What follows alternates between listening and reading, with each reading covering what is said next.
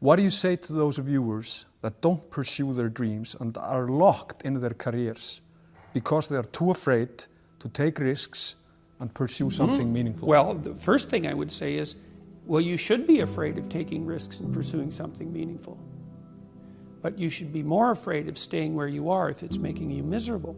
It's like the first thing you want to do is dispense with the idea that you get to have any permanent security outside of your ability to contend and adapt. It's the same issue with children. It's like you're paying a price by sitting there being miserable. And you might say, well, the devil I know is better than the one I don't. It's like, don't be so sure of that. The clock is ticking. Yeah, and if you're miserable in your job now and you change nothing, in 5 years you'll be much more miserable and you'll be a lot older. But isn't it a luxury to pursue what is meaningful? Our viewers have mortgages, they have children, they have payments and loans. It's a luxury to pursue because we lack the resources. Well, I don't remember now, I'm not talking about what makes you happy. It's a luxury to pursue what makes you happy. It's a moral obligation to pursue what you find meaningful. And that doesn't mean it's easy. It might require sacrifice. If you need to change your job too, let's say you have a family and children and a mortgage, you have responsibilities. You've already picked up those responsibilities. You don't just get to walk away scot-free and say, well, I don't like my job, I quit. That's no strategy.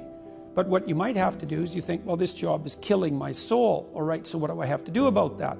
Well, I have to look for another job. Well, no one wants to hire me. It's like, okay, maybe you need to educate yourself more. Maybe you need to update your curriculum vitae, your resume. Maybe you need to overcome your fear of being interviewed.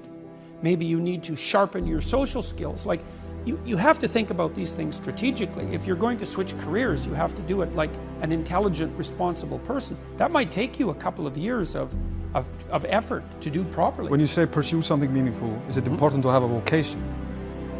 I think it's more important to have an ethos, an ethic. The first thing that you want to do is figure out, imagine you were taking care of yourself, like you were someone you cared for. Then you should figure out, well, if you could have what you needed and wanted, what would it be? What sort of friends would you have? What would your family relationships look like? How would you conduct yourself with your children? How would you educate yourself? You need to think through how it is that your life could be properly arranged if you had that ability. And then you can aim at that. And the funny thing is that if you do posit a goal of that sort and work towards it, you will move towards it. The goal will change because you'll learn things along the way. But I mean, I've dealt with hundreds of people in my clinical and consulting practice, and we set a goal, we develop a vision and work towards it, and things inevitably get better for people. So it's not a luxury, it's difficult. It's a moral responsibility, and it isn't happiness. It's not, the pursuit isn't for happiness. And that might be the best thing that ever happened to you, because if the structure you're in is going in that direction and you can't stop it, it's like, get the hell out of there and find something else.